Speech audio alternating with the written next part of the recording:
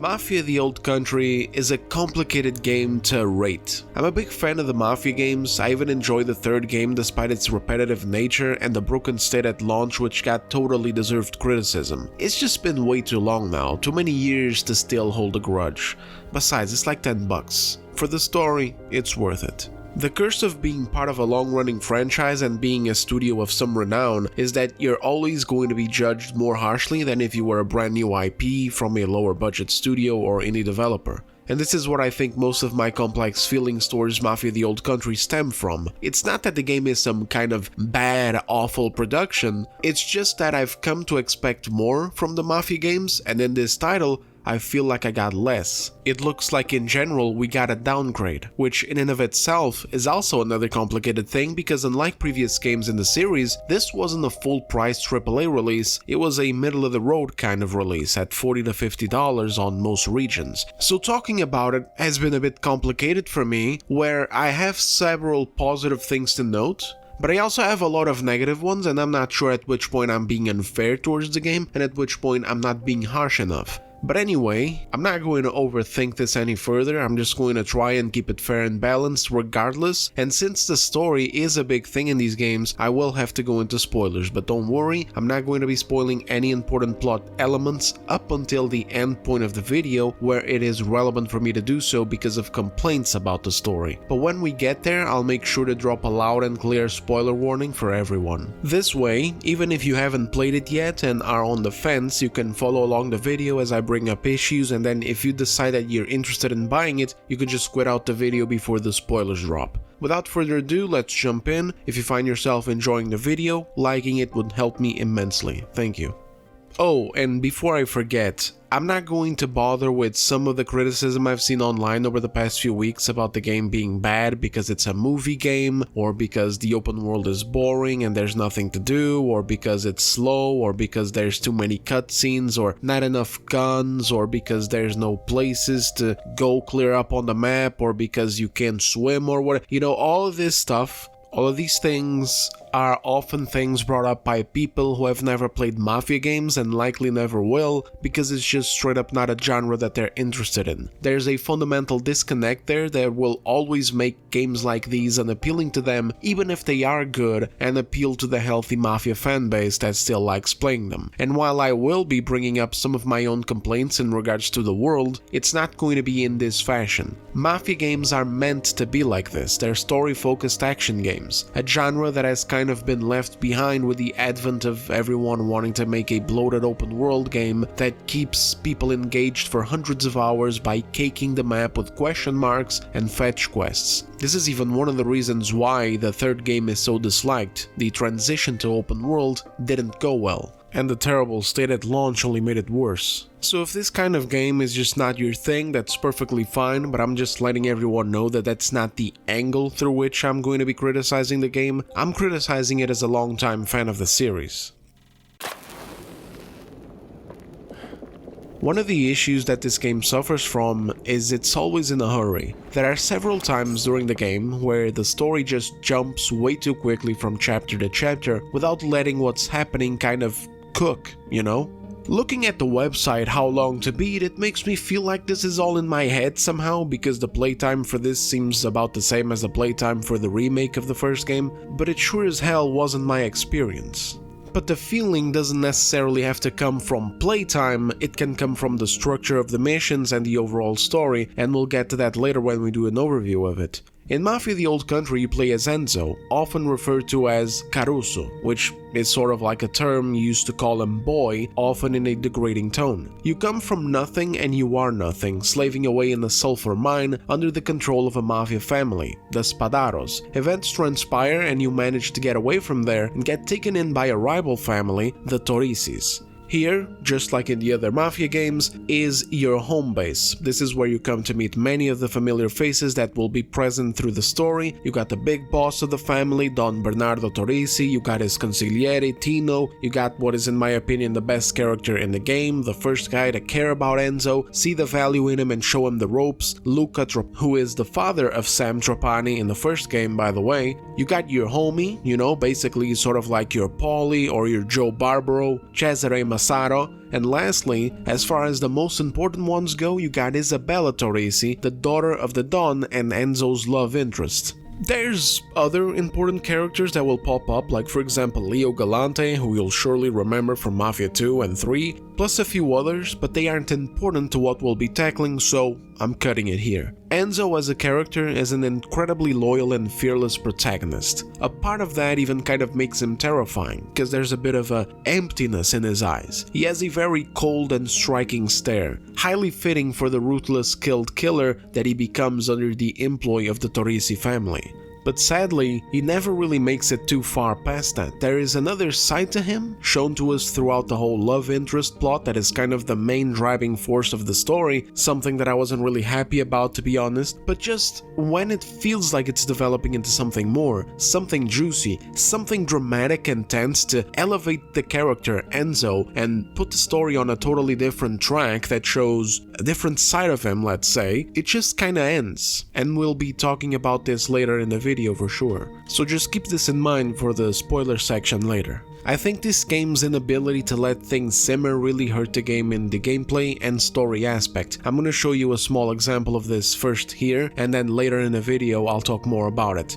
So early on, the game kind of repeats one of the story beats of the first game by getting Enzo involved in some racing. First, it's a horse race in which the rider got too drunk to ride, and so the Don appoints you as a last-minute rider because there's nobody else around. Then, a bit later in the story, they repeat the same thing again by having you get involved with racing cars. And they do the same thing as they did with the Salieri family in the first game, where you're just a poor up-and-coming family who doesn't really have the best car, nor is known internationally. You're just a local rider, and the foreigners are the ones who have the best cars and are known around the world for winning races. So of course you have to sabotage them in order to get an advantage. But in this game we don't actually do any of the sabotaging. You see, in the first game we don't just talk about it, we actually have a mission to ride out at night to the racetrack, get inside through a friend of a friend who guards the gate, steal the car of the leading racer. Racist? I don't know, maybe both. I mean, it is the 1930s. Anyway, so you have to steal his car, ride out to a garage of a friend of the family and wait while the mechanic sabotages the engine, and then you gotta ride back to the racetrack in the fucked up car,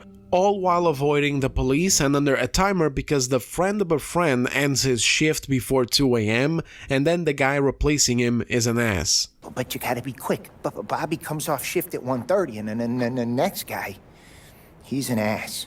So, I gotta be back from Bertone by 1:30 before the next guy's shift. Yeah, he's an ass. They can eat my entire ass.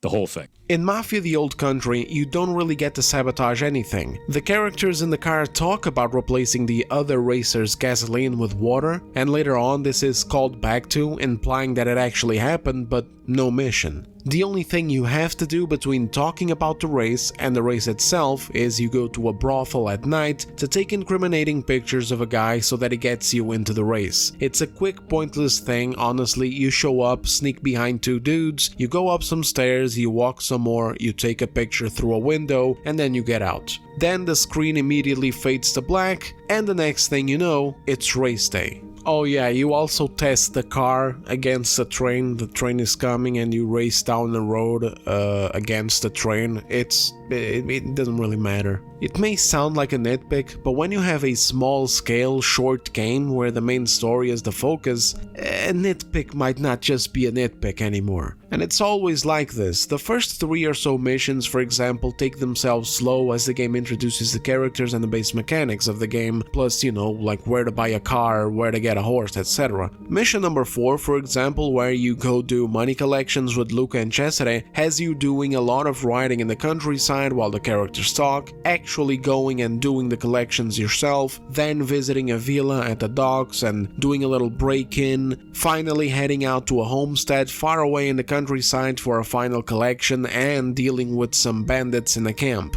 But more towards the middle and end of the game, we get a lot of these situations where it feels like we could have had more downtime with the characters, and not even just the characters but the story things that they're setting up, and also some free time between objectives where the world opens up to us a little bit instead of just cutting to mission from mission to mission to objective from objective to objective. This doesn't happen always, but it just happens way too many times in the story that is so short already. There's even a skip button for the rides. Like if you're going somewhere in the game, like riding out with your car or with your horse, there's a button on the bottom that says press to skip, and you can skip the ride there. And I'm not talking about a scripted ride, I'm talking about you driving in the open world. It's almost like the developers don't want you to do that because they realize how empty the open world is, but we'll get to that in a second. I'm getting way ahead of myself in too many of these things. I promise we're going to close all of these up nicely by the end. Let's just go on to the next thing now. There's a lot in this narrative that works incredibly well. The characters, for instance, are mostly well written. I'll point out what I didn't like in a second, but for the most part, they're well written, and goddammit, these people can act. And major props to the directors as well, because sometimes some games have good actors, but if you get directors with no vision, no passion for cinematography, you're never going to see their skills translate into the game. But here, it's all over the place. The goddamn game exudes it. No more running.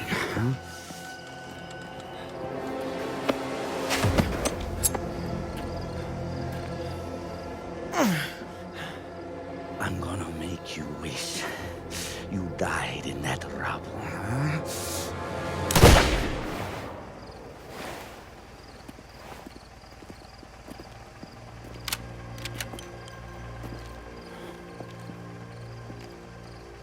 What are you doing here, Damiano? Answer me. Don't Torisi, this is Caruso.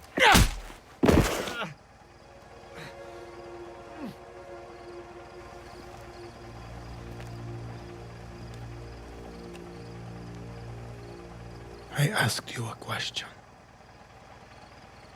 The boy owes a debt. We tracked him. In the dark, he must have crossed over. We mean no disrespect. We'll take him. Be on our way. The boy goes nowhere with you. Until the debt is paid, he belongs to us.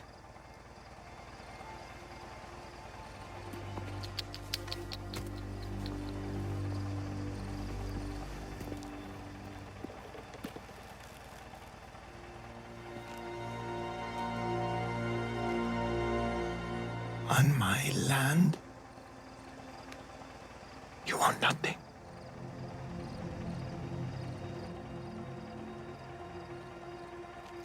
You tell your boss, the boy is under my protection. And if our truce is dishonored again, I will repay that offense. Tenfold.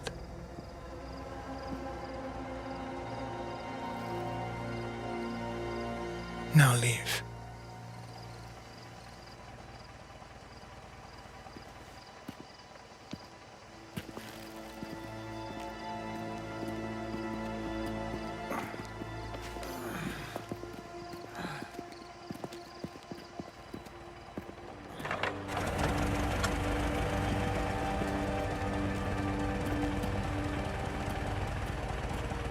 We'd risk war with the Spadaros over a kid.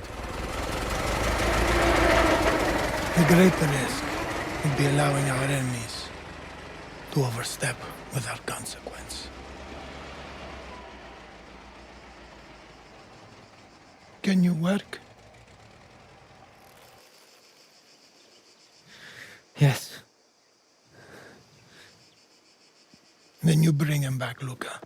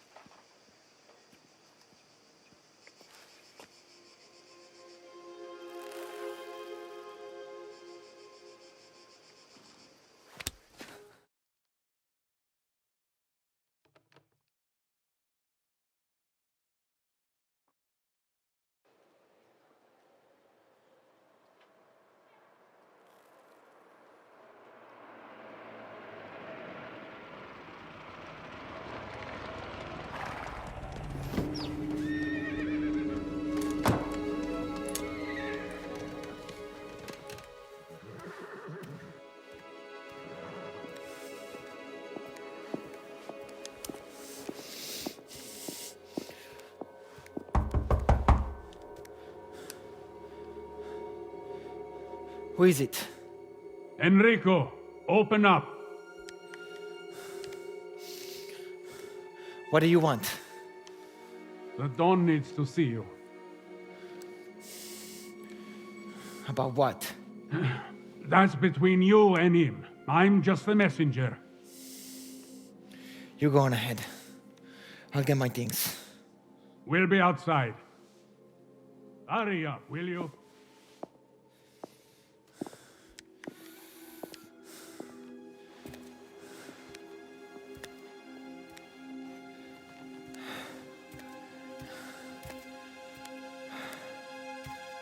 An enemy can't hurt you like a friend.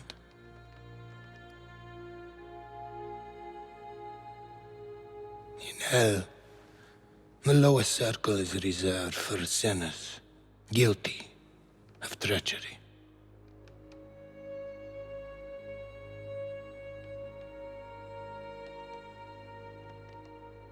Fontanella's made a choice.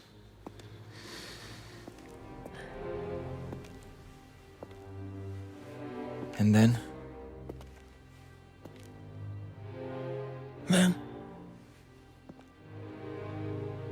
do what you must to make it back here.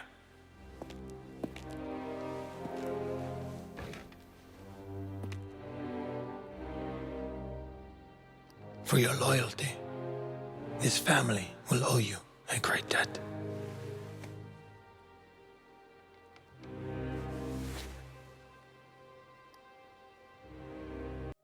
These actors killed it, and the way that the devs even positioned the shots and everything in intermissions or cutscenes, just showing off the world, was perfect. Clearly these are talented people working here, and these are characters that for the most part made sense and acted natural. However, the focus of the main plot is something that didn't sit well with me. Throughout the Mafia games, we usually have stories that go really hard on the whole mafioso lifestyle kind of thing, you know? Loyalty, the price of that loyalty, families enriching themselves through their rackets, getting a taste of the good life, then trouble comes in, wars start, betrayals happen, often driving some guys into thinking of getting out of that life, yada yada yada, you get what I mean. Well, except Mafia 3, where you play as a ruthless army veteran who won't stop until he got revenge. The Old Country takes a bit of a different approach. In here, it felt like there was less of a focus on the whole mafioso thing. I mean, you are shown some of it, you're shown a couple of good times, benefiting from this criminal lifetime, enjoying the fruits of your labor, but it's literally like 1 or 2 missions. There's other aspects of it as well, like the whole thing where things start to go wrong, where war starts. All of that is here as well, but it's clear that the game's focus is elsewhere. Instead, the game wants to tell the tale of Enzo and Isabella in a bit of a forbidden romance type of thing where, of course, you're a nobody, a mine boy, turned into a mafioso henchman, and the girl is the daughter of the most powerful and dangerous man in the area. Also, it's Sicily in the 1900s, not America in the 1940s, so there's more of a stigma associated with status and the shame and disgrace that follows breaking that status. The whole mafia business does get given the light of day, of course, but it's all very skippy, for lack of a better word. Like, clearly, it wants you to care about the overarching business of the family outside of the romance, but everything flashes by too quickly without taking time to establish itself. It's like it's racing towards the finish line.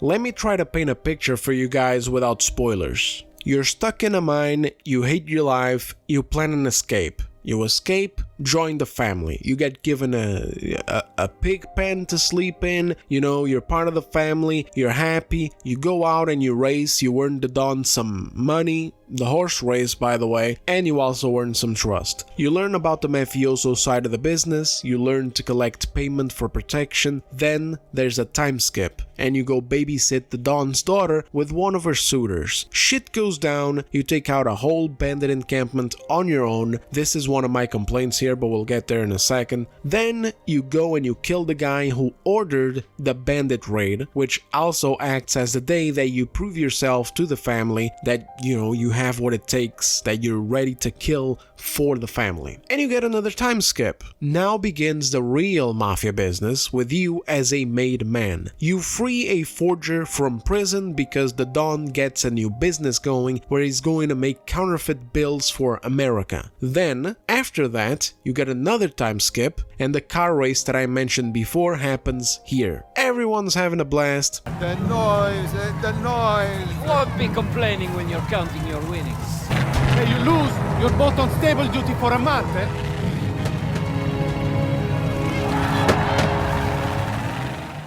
Celebrating the victors, and once again we fade to black and time skips again into a new mission where that whole business with the counterfeit bills ends abruptly due to problems, but it just ends. So let's get a little, let me just refocus here, right? You get the time skip, you free a guy from prison, and the Dawn starts this new exciting business venture that's going to give you a lot of money. And this is something that is mentioned in the game, but it's not shown to you. Time just skips again into another mission where you are doing the races, and it's shown to you just in one little cutscene how you're getting cars, you're getting guns, you're getting a lot of money from the mainland, but you never really experience any of this. And then another time skip, and the business comes crashing down. It's over, a problem happened, and it is what it is. I'm not gonna say what it is because that would be a spoiler, but it's not really important. Just trying to show you guys how the structure goes. How little these events are given to simmer, you know? And then there's another time skip. Some trouble happens, an important guy got whacked that is basically costing your family a lot of money. Don't worry, none of this is a spoiler, it's all vague stuff. Then there's a big attack, which basically outright starts a war that had been brewing between the two families. And yet another huge problem here, there's another time skip, where the entire fucking war gets skipped and you never see its consequences, you never see what really happened, you never see the war happening itself, you never see any of the effects of it that lead to this new mission now where you've got to go and meet with the rival family for a peace negotiation. And this is where I'm going to stop for now. Don't worry, no spoiler section yet. It's just that after this mission there's only 3 more missions and they're pretty goddamn short too. Not gameplay-wise. Gameplay-wise these final missions were actually very robust, but content-wise, like as far as the story goes, they are small. Because if you've noticed, there's a lot of and then this happens, and then this happens, and then this happens in this description. Please understand that I'm not trying to say that there's no substance within the missions themselves. There's a lot of dialogues, beautifully directed scenes, a lot of gameplay.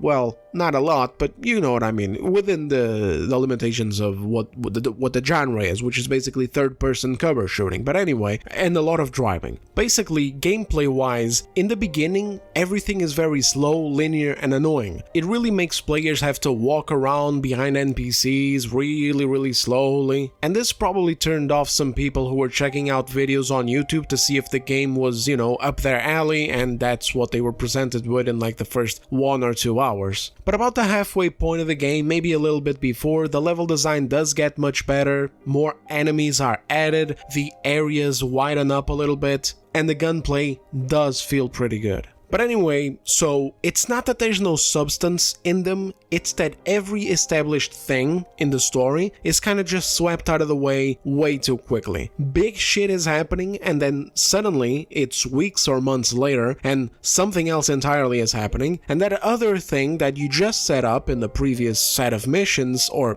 the previous mission singular, is just gone. For instance, the forging business is meant to be a big thing like I said, but then it abruptly ends after one mission.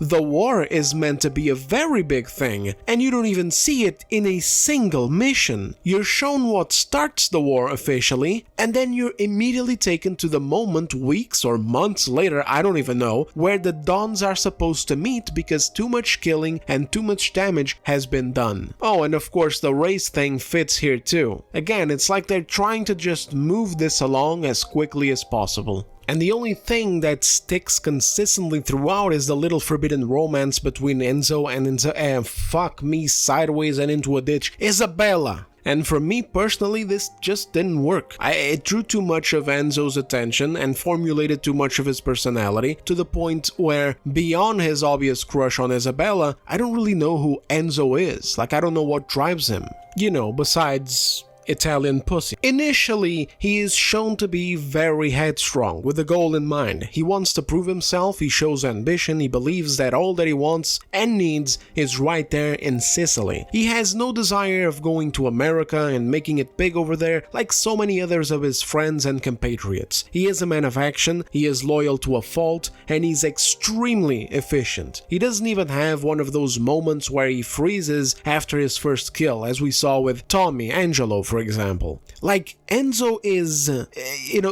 he had massive potential. He could have been one hell of a power fantasy type of character in the Mafia series, sort of like Lincoln is, except Lincoln wasn't really in a family. He wasn't really a mafioso, he was trying to tear down a Mafia family, like a vengeful fucking spirit or something. Enzo could have been the John Wick of the Mafia franchise. Someone who grows to be feared beyond anyone else within these family structures. And it doesn't even matter which family he belonged to, that should have been something that maybe would have been a better focus given the type of character that they were building. But instead, Enzo just settles into his role as a bit of a lackey for the Torrisi family. Know what I mean? He's just hired muscle, which is fine. That's how you begin a story properly, he's loyal, he obeys orders to the letter, no problem at all with Enzo starting like that, but then he just stagnates completely, and the only other thing that there is his love for Isabella and their complicated situation. And complicated because they're not supposed to be together, not because there's anything else going on, it's just that. For me, it just didn't feel right to have practically the same interactions with higher-ups in the family in the 1904 part of the story and the 1907 part of the story. In Mafia 1, for example, this is how it starts too. Tommy is just a lackey, he keeps his head down, he's smart, he listens, he follows orders to the letter and is reliable, but then as time moves forward, Tommy is shown to be much more comfortable and friendly with the guys in the family, even with higher-ups like Frank, the consigliere.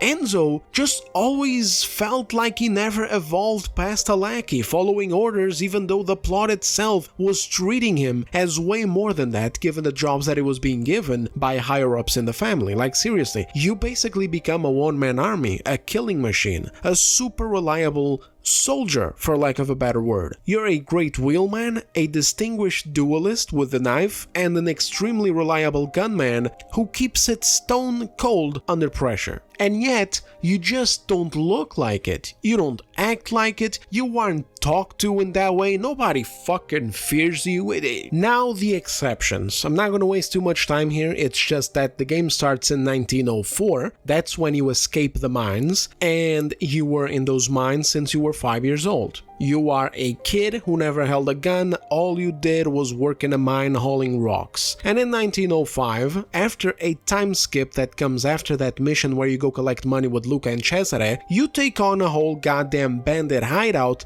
single-handedly and you win. Unless he was trained by John Wick during that time skip, I don't see how the hell he became so damn proficient. Obviously gameplay is gameplay, but narratively, you clear it all on your own and you rescue a kidnapped moron, bringing him back to the family villa while the family was in the courtyard arming up and getting ready to ride out to look for you. Like you just come in on horseback, looking like a badass with the kidnapped victim on another horse next to you. And everybody's just looking at that shit like, damn! And then 5 minutes later,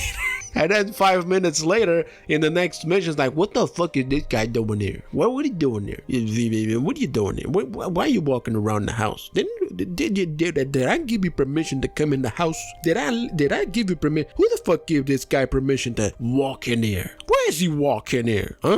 Who the fuck is this guy? Who does this guy think he? You know what I mean, guys? I'm sorry, maybe it's a pet peeve, maybe some of you are playing and you don't care because maybe you don't listen to the dialogues of the guards, but I fucking did. I walked around those courtyards all the time looking for little interactions for me to do, and everybody's just treating me like shit. Anyway, I'm moving on. It just felt way too early for such a display of skill from Enzo, it wasn't even one single year away and he's already pulling moves like these. Another thing I didn't like was this scene right here. I'll roll the clip for you guys to see. Oh, you're right. We need to go, come on. Gennaro, look at me.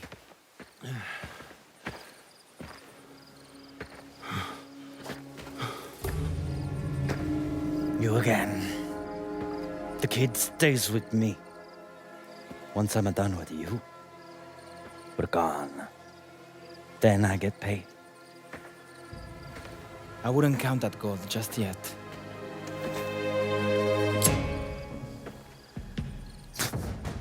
Come on.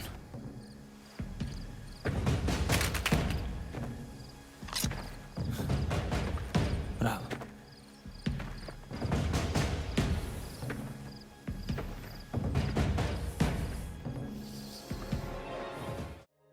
So for added context, you just ruined that guy's whole weekend. You just totally shat all over his breakfast, lunch and dinner. You fumbled their kidnap plans, chased them, killed dozens of his men, found his camp, killed the rest of the remaining men, and you are now about to escape with his payday, the kidnapped dude. This guy has next to nothing to lose anymore, and he isn't a don, he isn't a man of honor, he isn't a gentleman or a mafioso or anything of the such. He's a goddamn bandit who lives in the hills, kidnaps people, demands money, and threatens families with chopped up fingers and stuff. And right there, he has you. He's got a shotgun and Enzo has his little knife out. Now I understand what the writers are going for here. They're trying to do that whole, duel me with honor kind of thing, but I just don't see this bandit as someone who would do that when he could just blast us with his shotgun and leave with his payday. So it would have been much better if he was shown to try and shoot Enzo with a shotgun, but it got jammed or he was out of ammo or something like that, instead of just being a dumbass taking a knife fight risk against a man who just sent his entire gang to Belize.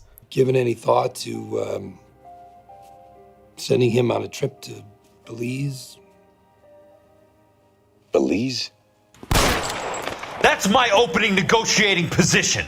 When I saw this, and this is only like a couple of hours into the game, I was really worried thinking about the rest of the game, but thankfully I'm happy to report that this doesn't happen again, except one small thing in the ending, but we'll get there in spoilers. The rest of the game though, it was solid storytelling. I don't really have any complaints of this kind at all. But anyway, that's the end of this section. I suppose I was just not a fan of the whole romance focus kind of thing. It's not that I don't like romances in game, in fact, I love them when they're well done. Triss and Geralt in Witcher 3, Artyom and Anna in the Metro games, some other ones too, like Liara in the Mass Effect trilogy, a couple of them in Dragon Age, you know, if it's well done, I'm going to enjoy it. There's even an example here in the Mafia series, you know, I kinda like Tommy, Angelo and Sarah, even though it's a very short-lived thing because it's just not a focus of the game like it is here in the Old Country. But there's this one scene where Tommy returns from one of the worst nights he's ever had, where the family took some losses and Sam, one of his main buddies, got shot up pretty bad, and there's no dialogue spoken at all, it's just...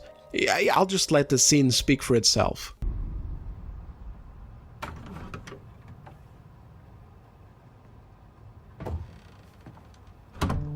You're late. Dinner's cold.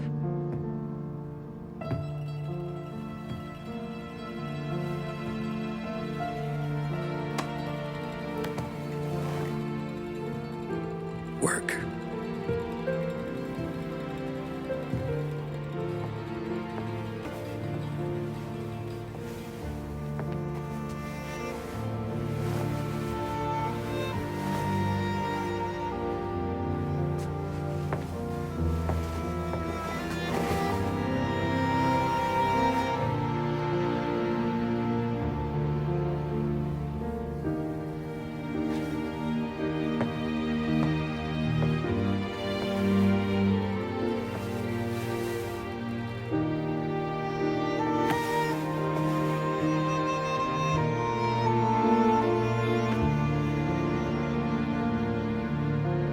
Marry me. Okay.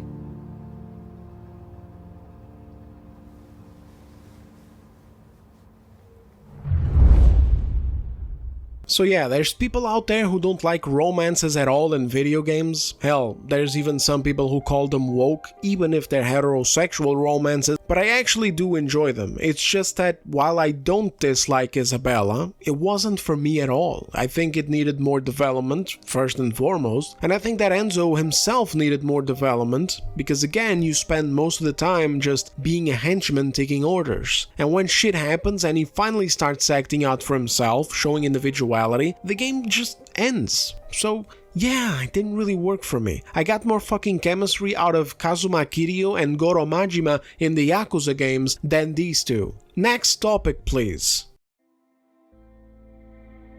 When it comes to the setting, this game nails it just like the other Mafia games I've done before. It's not just how beautiful, rustic and authentic Sicily looks, it's everything, including the little historical nods that they do to important events of the time. The way they weave that stuff into the story remains perfectly grounded, and it is as authentic as it gets as far as the representation of the world goes. Be it in the story or the game world itself, there's no like immersion-breaking elements forced in here for subversion or anything like that. Mafia the Old Country perfectly presents the reality of Sicily at that time and of that life where it's basically a man's world. There were some sus things said in some interviews before the game, but it was just hogwash. None of that stuff is in the game. The game was made using Unreal Engine 5 as well, and visually the game looks great. There was a couple of ugly clips circulating the internet a few weeks ago where textures looked muddy, especially in the water, but that hasn't been my experience at all while playing the game on performance mode.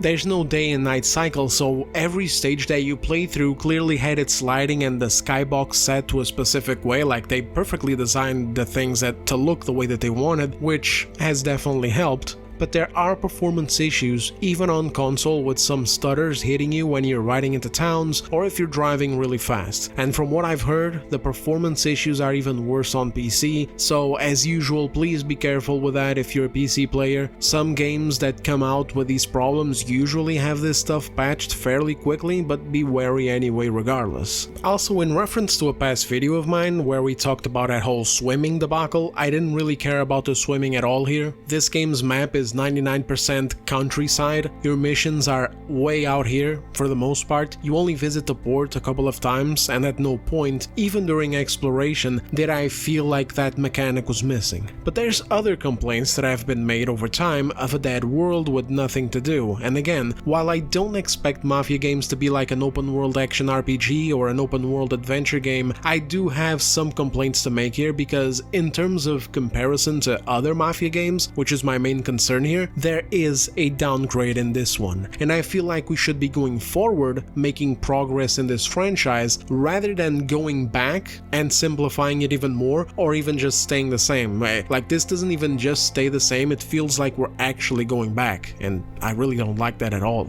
I think the level of interactivity that was present in the last game, the Mafia 1 remake, should have been built upon, with maybe trying to do smaller scale minigames and interactions to pepper the world with, to make that world feel more lived in and give more stuff for players to feel tied to the world with their characters, because in my mind, that's what works best in these games. It goes together with the immersive stuff that they're trying to do. Not to put, fetch quests all over the place, but small activities that bring a little bit of that world to life.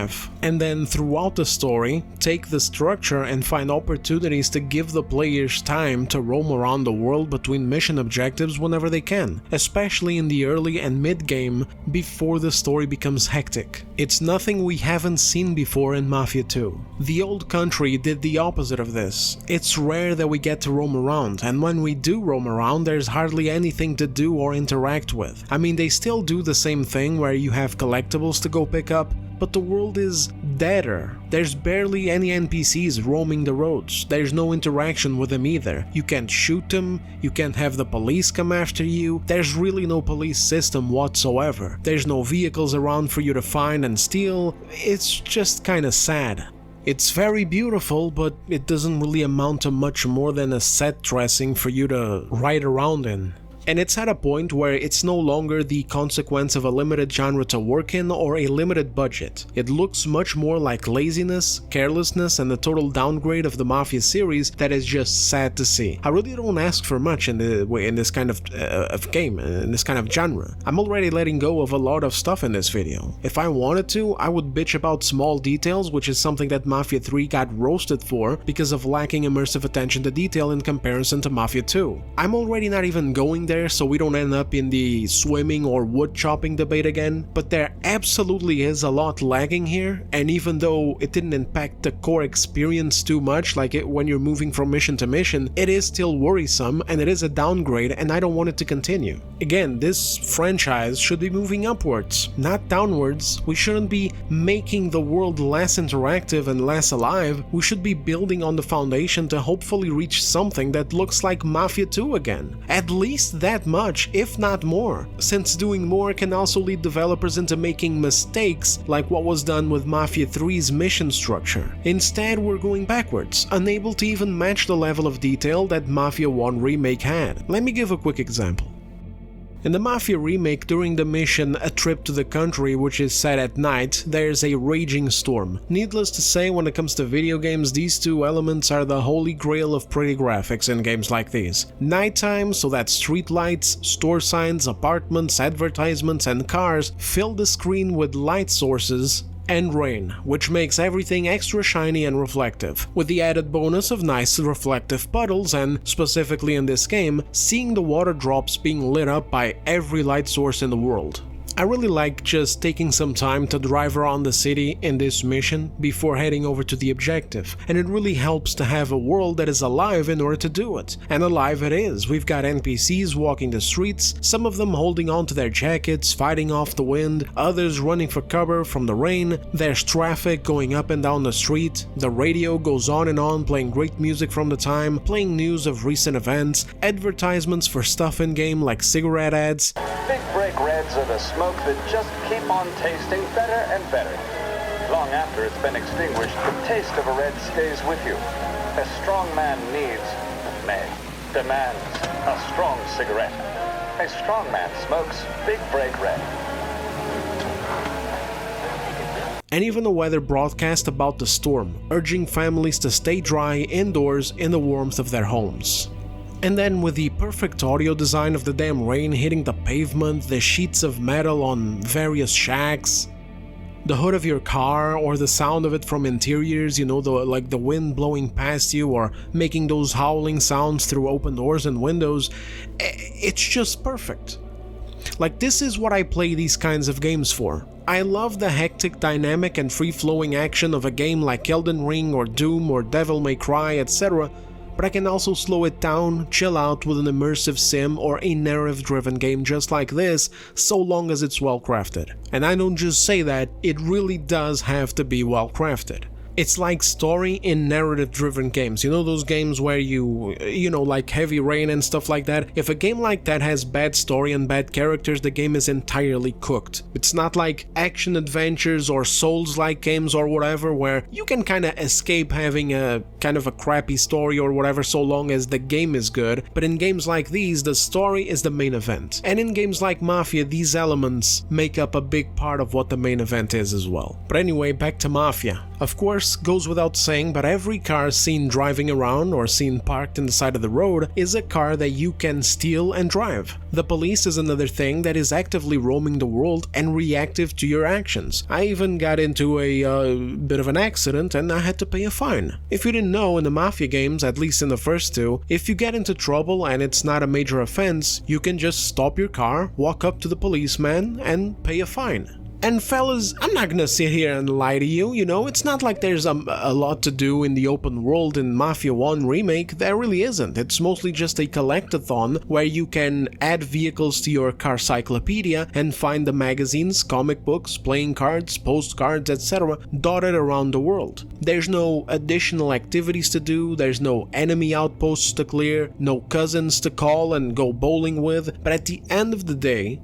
I don't really miss it either, because it's never been the point of a Mafia game. It's never been something that I expect. The Mafia games are just not made for that kind of thing. They're not for us to spend like 120 hours on completing objectives and finding stuff across the vast open world. They're not bloated. They're here for a good time, not a long one. So it doesn't bother me that that's what they offer, but it does bother me to see less than that being featured in a new game. It bothers me that during so many missions in the old country, the world can't really be explored and we're just locked to doing the mission, especially in cases where we could actually be given an excuse to drive somewhere and have a bit of freedom to enjoy a bit of the world during the story, instead of the screen just going black and moving on to the next thing. I think the step forward here would be to allow for a little bit of extra freedom, and then what do you do with that freedom? Well, you could have some random activities in that world that fit. Red Dead Redemption, for example, had poker, liar's dice, blackjack, horseshoes, that 5-finger knife game. We could also go hunting and treasure hunting for extra cash, or bounty hunting as well. In Mafia 2, for instance, we could go rob cars and bring them to a junkyard for extra pocket money. I understand that we don't have to have all of this, of course not. I mean, even at the end of the day, you gotta do budget management, you know, it's a thing. You have to be careful how much money you're putting into the game, you have to, you know, allocate your resources. I understand all of that, but I would rather have some of these things being given extra focus to bring the game world to life and to give us a little bit more of activity over, for example, the graphics. Like, the graphics are very good, they are, you know, I look at the graphics and I'm like, god damn, look at these graphics, but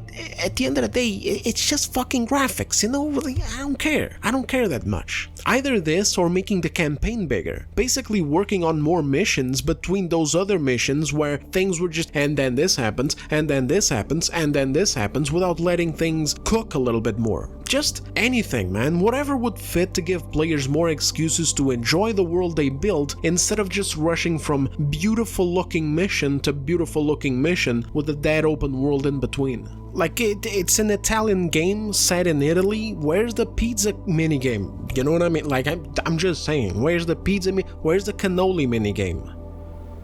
I want to make cannolis. Also, they're trying to do this whole hitman stuff. You know, you got your detective vision from Batman, where you see enemies behind the walls. You got the coins to throw around. Put in some hitman missions. You know, I'm a mobster. What the fuck? You give me some targets across the world and pay me some money to go take them out or something. I don't know, dude. Like, I'm not a game developer. I'm just a guy. But just give me something. Don't take away from me, give me more, because if you take away, you're making me think that that's it, the franchise is cooked. We had first of all, we had Mafia 3, which was a fucking mess. I like the game now, you know, I'm tame now, I'm like a little kitty now towards Mafia 3. At launch I was a lion, now I'm a little kid, I'm like, okay, whatever, you know, I enjoy, it's fine, it's $10, it's whatever, because that's how much I spent on it. But then after that they do the remake, and the remake, it's pretty good. It's a pretty damn good and faithful remake. They did a great job there. And then I'm thinking, okay, let's take this. Here's what I thought. They're going to take this, they're going to build on it, and the next one is going to be amazing. Maybe we'll have something that finally reaches the footsteps of Mafia 2. But instead we don't, and so I'm worried about it. And you can totally take this section of the criticism and you can be like, okay, but I don't care. I'm fine, $50 is fine for this that you're describing here. I don't need more, and so I'm going to buy it anyway. And that's fine, because this part of the criticism, I'm not telling you guys, hey, don't buy the game because of this. I'm just telling you that I'm worried about the direction of the franchise. And I hope that the people buying and playing this will at least let that be known as well to the developers, because I don't think that this franchise is going to survive much more releases like this. Like, this release here is already getting clowned way too much. It's not that there's not enough people out there also defending the game and enjoying it, there is, but they need a hit. They need something that isn't like, oh, I liked it. No, they need something that is like, holy shit, look at this game that just came out. That's what they need, man. But anyway, let's move on. I also don't like how, when I do go driving around in the open world exploration mode to collect stuff, there's hardly any NPCs anywhere either. I swear, I was driving around vast stretches of the countryside and there wasn't a single NPC to be seen. No one walking the roads, no one on horseback, no one driving anything, and the very few cars or work vans that I would see parked up somewhere were just set dressing. I couldn't actually take them. At some point, I was running out of gas and I didn't even know what would happen if I ran out. Like, would I have to walk all the way to the mission objective, or to a garage, or to get another car or horse, or what the fuck am I gonna do? Because there's obviously no gas stations either, and the cars that I found in driveways, they were toy cars, right? You couldn't drive them. I ended up not finding out because I died in an extremely ridiculous way. Here's the clip, by the way.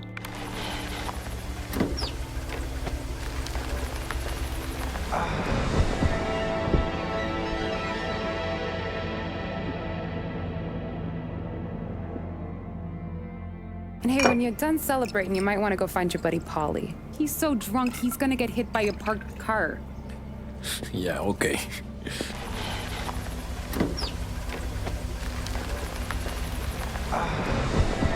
And all of this just kind of really kills the world for me. It feels small, dead, and uninteresting. There was a lot more that they could have done here. Like if they didn't want to get crazy in the campaign mode, like whenever you're driving from objective and objective and you sometimes have a little bit of freedom here and there, like if they didn't want to go crazy there, they could have at least made the exploration mode, which is separate, to be more of a sandbox with more freedom, but there's just nothing. And again, it doesn't feel like a consequence of genre limitation nor budget limitation. It feels more like a total miss from the studio.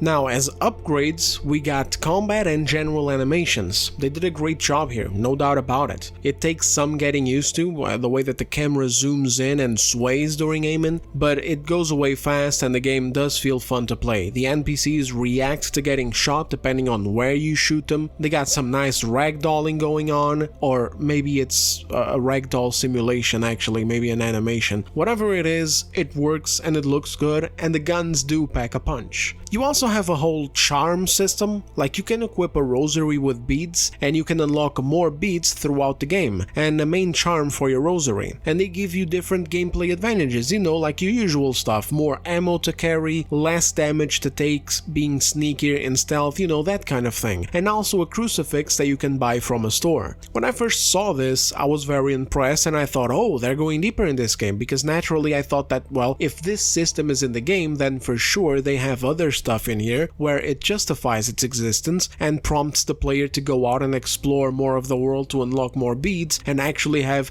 plenty of gameplay interactions like more gunfights or more infiltrations where the beads are used to make your own little character build. But sadly no, the world suffers from the issues that we just talked about, so it's something that I ended up even forgetting about very quickly. I only remember one charm even, the one that you get from playing Mafia 3 as well, which gives you a Lincoln charm where choking enemies out is quicker. I didn't even pay attention to the beads, you know, I didn't bother because at the end of the day, you really just use them in the story. Those are the only gunfights that you're going to get into, and it's just really not necessary. The game is pretty straightforward, just don't be a noob and you're going to be fine. But it is regardless an addition. Maybe they'll add more to the game in the future, I mean, I don't know, but if they do, that would be pretty cool. I know this positive section of the video is kind of short. I don't want you guys to have the wrong idea that this game is this terrible mess of a game and the only positive things are just these ones here that I mentioned. That's not the case. Again, the game is not terrible, the game isn't even bad, the game is decent. It's just that most of the other stuff is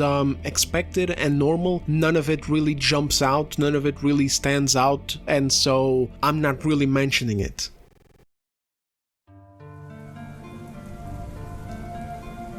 Okay, now we're going to be getting into the the story spoiler section, okay, where I talk about my main issue with the story, which will have me spoiling the ending of the game. So if you want to avoid that, this is your warning. You need to get the fuck out of here, okay? I'm delaying it a bit more in case you are watching this in the bathroom and you just dropped your phone on the floor or something, and now you're just, no, there's, wait, oh my god, I got shit in my hands, oh fuck. But inevitably, I will have to move on. So, okay? Alright, here we go. So to continue from where we left off, after the two Dons meet to negotiate a peace agreement, it all goes to shit and the whole thing turns into a bloodbath. Luca gets shot and you assume control to protect the Don, who is carrying Luca to safety. It's a huge ambush and the whole thing is a battle to survive. In the end of the mission, Luca ends up dying and it's a whole big thing because in the last few missions we had seen him and his wife interacting a lot. Just basically being a good couple with hopes that the war war would end soon. It's also a big thing because Luca is the only character in this god's-forsaken family who was actually likable and cared for Enzo. It's not that there aren't other good characters like Cesare, but Cesare was always a bit off, and believe me, we'll get to him in a second. And Leo was also a great character, and good to see him as a young man here because of him being so important in the other games, but they're not at the level of Luca. I would even say that Luca was given more care by the writers into making likable than Isabella, and she's the goddamn love interest. Luca's final words to Enzo is for him to get out of that life. God, forgive me. It's look at me. Get up. If you can. Get up.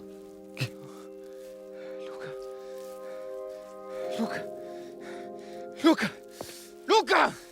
And he takes them to heart. And so in the next final 3 missions, he sets a plan in the background to take Isabella and run away to America, to Empire Bay, on a boat. His initial plan to be with Isabella would be to ask her father, the Don, to allow them to marry. He had that hope from the start. He thought that he would rise through the ranks and be seen as a loyal man, be seen as, you know, just a good guy, a friend of the family, a partner, maybe even a right-hand guy to the Don himself. And that could even be totally plausible now that Luca was gone, but it just never happened. It never came to be. As the story progresses, we come to realize that the Don is very overprotective of his daughter. We come to see the obsession that he has. He sees himself as a very high-class man, and so his daughter must be married off to some other high-class family. On top of that, ever since the war worsened after that ambush, the Don got even more bloodthirsty and heartless. So Enzo starts planning to get out in the background. However, in the foreground, like the actual missions that we're doing, other stuff is happening.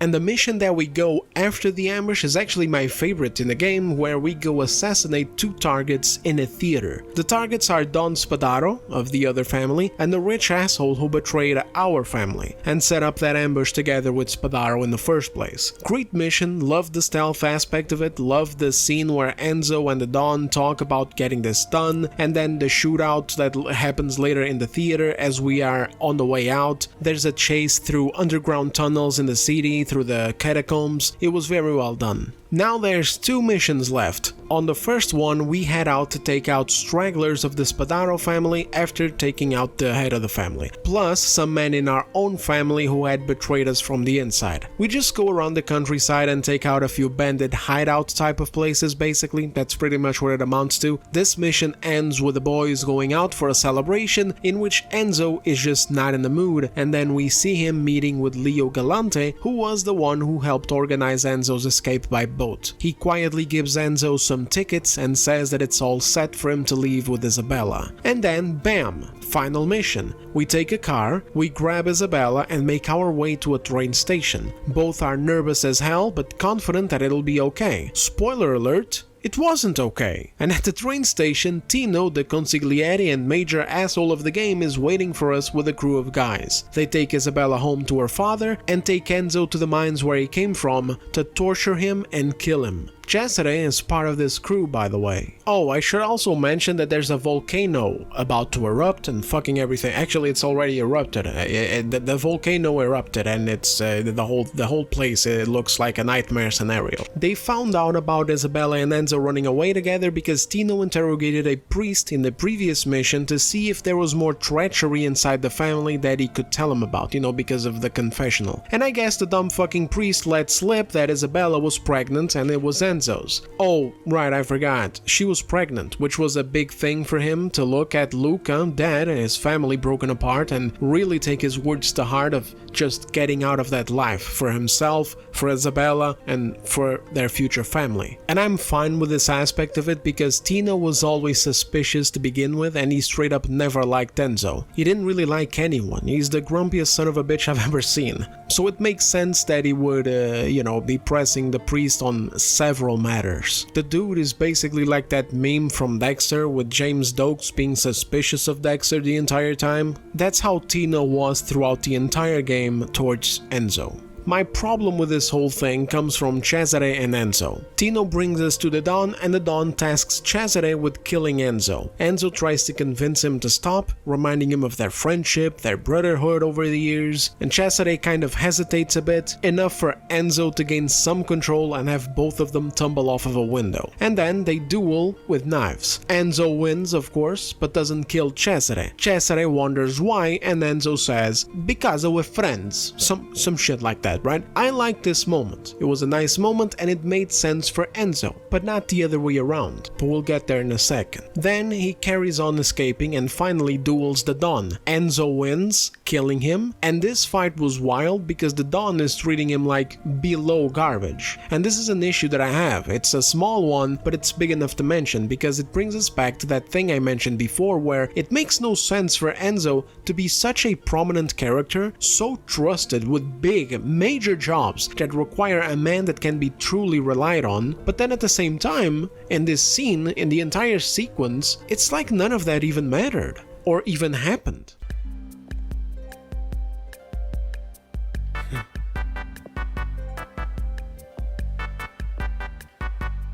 My most dutiful soldier.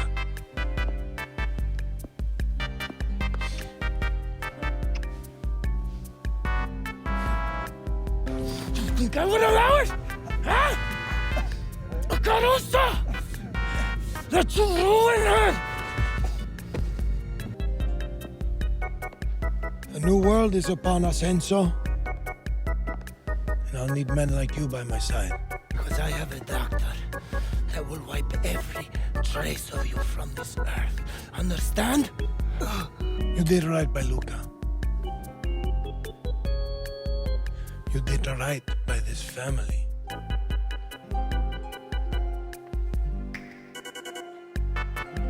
I'm proud of what you've become. My daughter. My fucking daughter!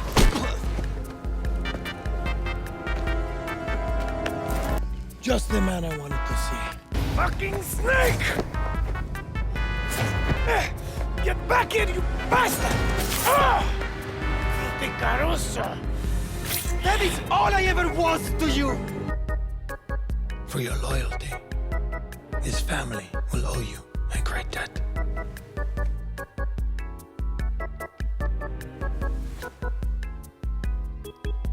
You want my daughter? You'll have to kill me. I told you before the family owed you a great debt. Now I'm in a position to make you whole. My respect, my gratitude, whatever that means to you, you have it. Look at me. Look me in the eye. You have everything you ever wanted. Everything you deserve.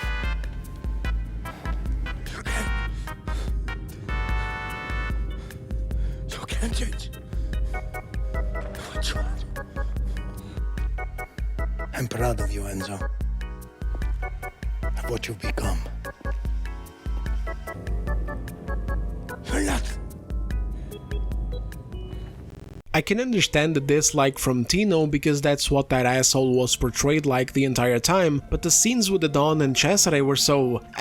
what the fuck is this? I mean, they hate this guy, as if he was from the goddamn rival family. The Don mobilized himself and his goddamn men to the mine in the middle of a fucking volcano eruption to take Enzo out, like a dog, like a piece of shit that is worth nothing in their view, despite the years of loyal and important service that he paid them. Because remember, Enzo never failed. There was never an instance where Enzo comes back empty-handed. Enzo had this mentality where he's either going to get this job done and take care of what was ordered, or he's not coming back at all. That's why in the beginning he goes out and takes out the entire bandit camp. He could have gone back since he managed to save the Don's daughter, which was the priority over the rich boy, but he was tasked with watching over both of them, so he didn't come back until he had both of them secure. He went out to assassinate that rich asshole in the theater who betrayed his boss, and as soon as he got a whiff that Don Spadaro, the rival family leader, was there, he didn't bother to try and disappear before the entire crushing weight of the goddamn cops, who were all over the town, went and fell on top of him. Instead, he chased Spadaro down on and killed him, no matter the consequences. If he was to die while doing it, so be it. That's who Enzo was. That's how much commitment he put into the stuff that he did. It's shit like this that made Enzo be a goddamn machine that looked like he was being basically being set up for more in terms of his own personal story here. But instead, he just dies. See, he beats the Don in a knife fight, but then he's injured and tired. On his way out, Cesare shows up. You left him kind of locked behind of a door, but he found his way out, and Cesare offers him a hand to help him climb out of the area that he was in. And Enzo, like a retard, actually does reach out and gives him his hand, and then hugs him. And then of course Cesare is going to do exactly what Cesare was portrayed to do in the entire game, which is to betray Enzo and stab him in the back. Literally. And that's it. You're done. It's over. Enzo's tale is over. He dies stabbed like a retard because he trusted a character that was, from the beginning, portrayed to be untrustworthy. And that's the annoying part. Like, that's the problem here. Cesare throughout the entire game has multiple red flags. You gotta understand that this isn't even a shocking betrayal or some shit like that, like a plot twist, like, oh no way, like no dude, oh no they did it, oh he was a friend, how could he? No, there's none of that at all in this decision from the writers. This is more predictable than the sun coming up tomorrow. It's more predictable than Ubisoft making a shitty game. This is why this scene doesn't work at all, because Enzo thinking that way doesn't work. Enzo didn't even trust Cesare. He never told him what he planned to do with Isabella. He didn't even told him that he was dating Isabella. He didn't tell him anything. He actively avoided Cesare when it came to this regard because he knew that he wasn't trustworthy, and of course he was. I mean, look, let me put it this way. Cesare's entire personality was not built that way. He's not a Paulie or a Joe Barbaro at all. I just didn't say anything in the beginning, strictly to not spoil what happens, but people will be able to see it coming regardless, because in reality, he's not written to be that kind of character. He's written to be more like Gary from Bully, a character that acts like a snake on purpose, a fair-weather friend, an opportunist, and someone who always saw himself above Enzo, and placed him underneath him as well. And it's not like it gets better as the story develops, it actually gets worse towards the final missions because he starts growing resentful of Enzo due to him being trusted by the Don more than him. Like, he sees that Enzo is rising through the ranks while he is being left behind. He hates that the Don keeps calling on Enzo to do things that Enzo can't even talk about because it's secret, so he can't even tell him whenever he asks. He hates that when Luca dies, he was expecting to get the call from the Don to assume his place at his side, but the Don instead calls on Enzo. He's visibly pissed at this throughout all of these final missions, and he was never a true friend figure or a brother figure to Enzo. That was Luca, not this guy. He's not even a character like Sam from the remake. He's straight up a jackass the entire time whose friendship with Enzo is always a bit uneasy. It's not that they don't have a few good times, they do, but it's uneasy, you know what I mean?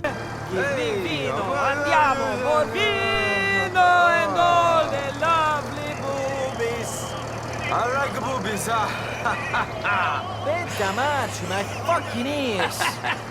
It's not that he ever presents himself as a direct danger, it's that he always presents himself as his better, and then the jealousy and resentment starts to show thanks to that. And so in the ending here, Enzo is not just reduced to a patsy that slaved away for the mob for nothing, a nobody from the mine who carried on being a nobody even in the mob, despite doing jobs that belong to like the fucking second in command, but whatever. But it's also that he's reduced to a total dumbass. The entire time in this scene I was screaming from my seat, no dipshit, don't give him your hand, he's just going to stab you with the other one.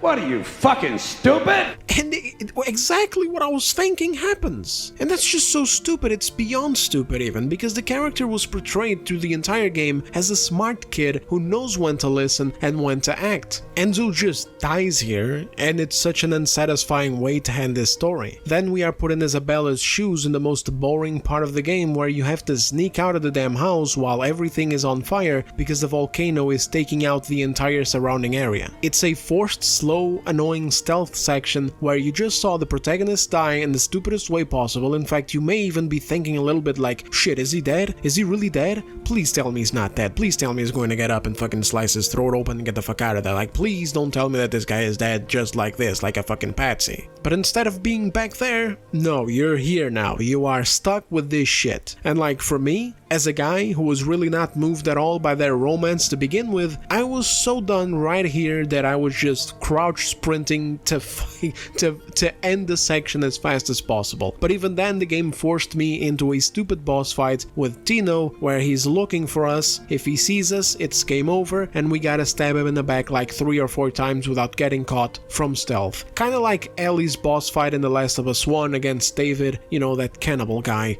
So you manage to kill Tino as he succumbs to blood loss from your attacks, and then as you're walking out of the burning house, you see Cesare arrive, and Cesare doesn't do anything to Isabella, he just walks into his inheritance. The house and the land that he was so adamant about inheriting that he dreamed that would one day be all his, with Enzo as his main enforcer, now literally burning to the ground. And that's it. She asks him about Enzo. I think that he didn't even say anything. I think he just walked silently into the fire, so she knows that he's gone, and that's it. The next frame was one of the few that elicited emotion in this story from me. You know, the first one was Luca's death. I actually really cared about that fucking character. It was all downhill from his death. That's when I realized that, holy shit, everyone in this game is an asshole that I couldn't care less about. And then the other was the ending here, as Isabella gets on the boat, pregnant with Enzo's child, and is seen arriving safely to Empire Bay. The main theme from Mafia 2 plays softly in the background.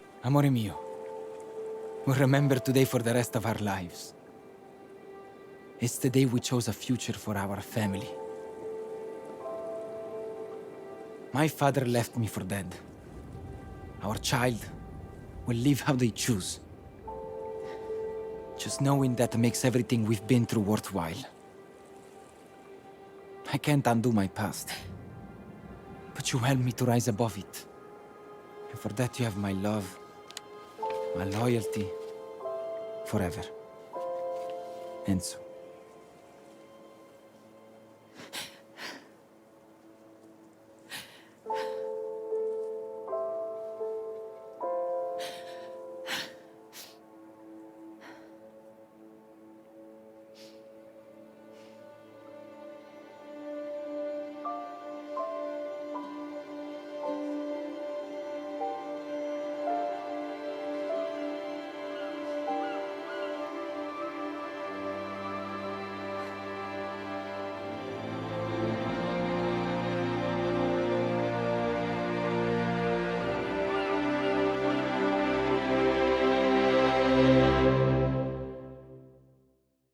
I've always been very moved by music in these games, and it is total manipulation of emotion. I do recognize that, although I don't mind it. I don't mind game developers using good music to really bring out emotion in scenes, but I do know that that's what it was, because without that music playing, as I sit here now just writing this stuff in the script, I know deep down that I didn't really care about whether or not Isabella made it out. I wanted Enzo to make it out. We see this guy live a tragic life, basically sold into slavery at the age of 5 by his own father, growing up hauling stones and breathing gas in the mines, with his dream of escaping with his friend crushed, literally, under rocks tumbling down on top of them from small earthquakes near the volcano a few years back. He barely makes it out of there with Spadaro's men chasing after him. He joins a new place, he finally starts seeing things turn around, finally starts living life, basically, you know, a nice little room to call his own, even though it was a pig pen, and good people to be around, good food to eat, and a little love interest, you know, for himself to be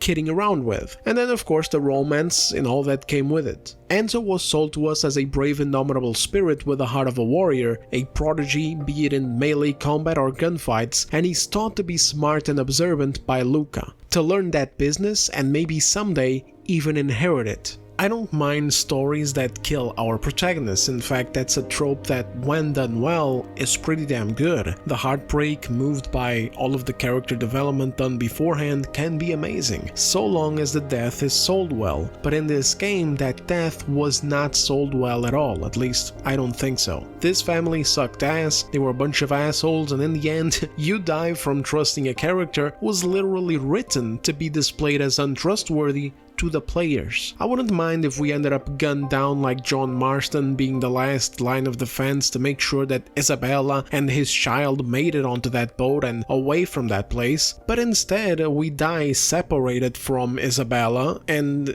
by a punk bitch Gary type of character killing us from a handshake even though we should not have trusted him in the first place. And Isabella's fate was just completely left out of Enzo's hands entirely. The dude probably died thinking that he failed her and his kid as well.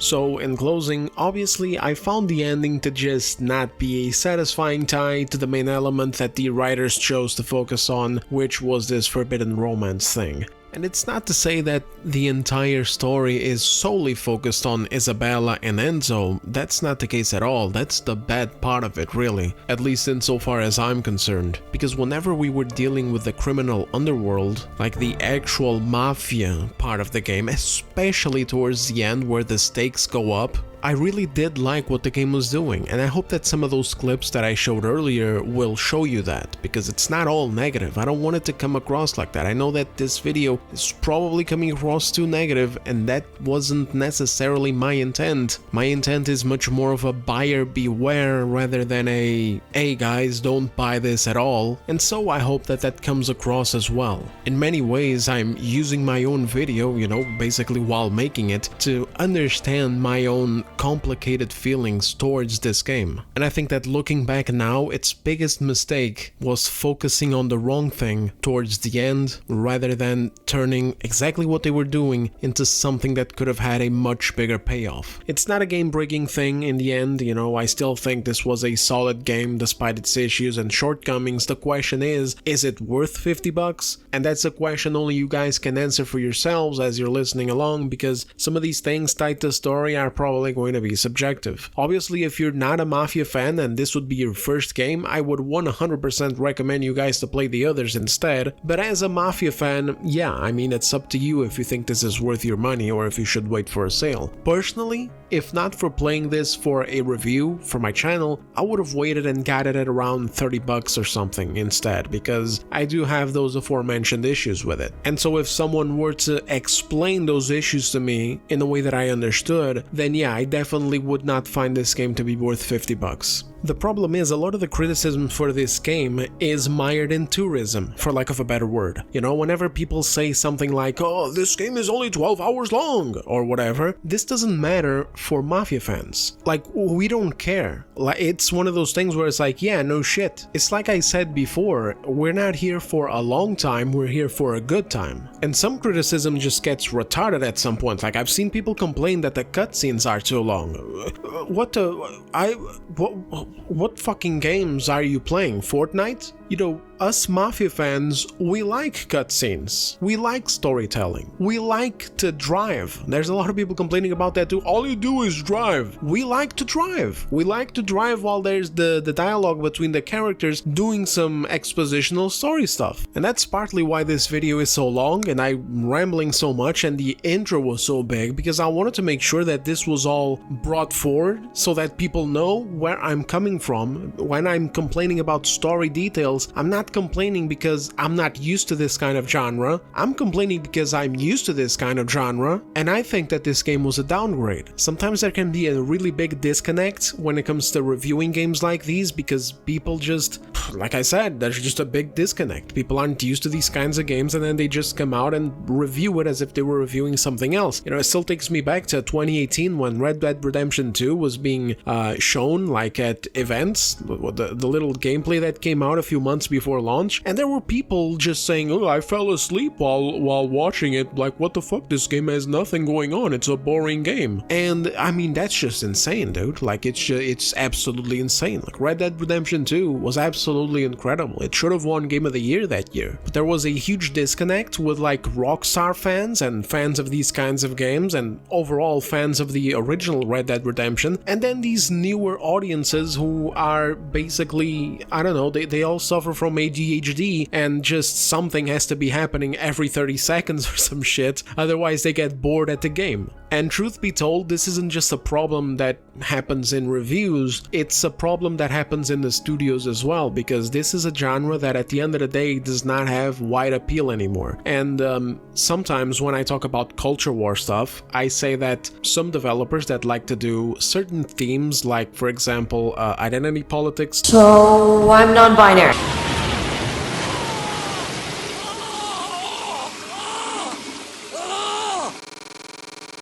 Stuff, you know, stuff that's sensitive like that.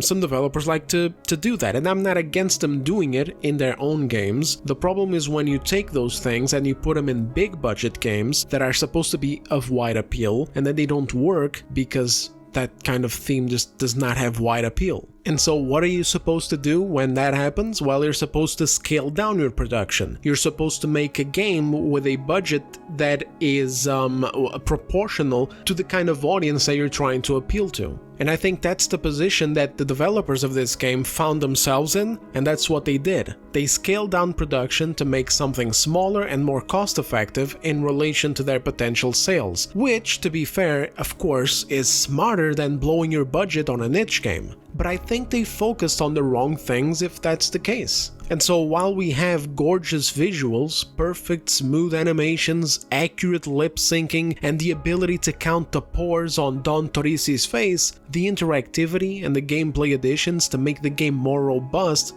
were kind of left behind. And the story, well, it's probably going to come down a bit to subjectivity, where people who get more easily moved by romance stories, or who liked Isabella more for some reason that I couldn't, or, you know, by character death scenes, you know, they're going to end up loving this game. But for me, nah, I've just seen too many romances that were better executed, I've seen too many stories with protagonist death scenes that were better executed, and I've seen at least 2 other Mafia games where the story and pacing were better executed as well. So it just didn't really work that well on me, and I find The Old Country to be the weakest Mafia game because of it, even though it's also the cheapest.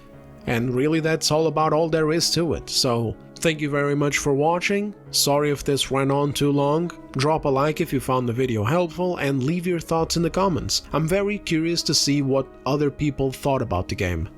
Thanks again, and I will see you guys on the next one. Take care.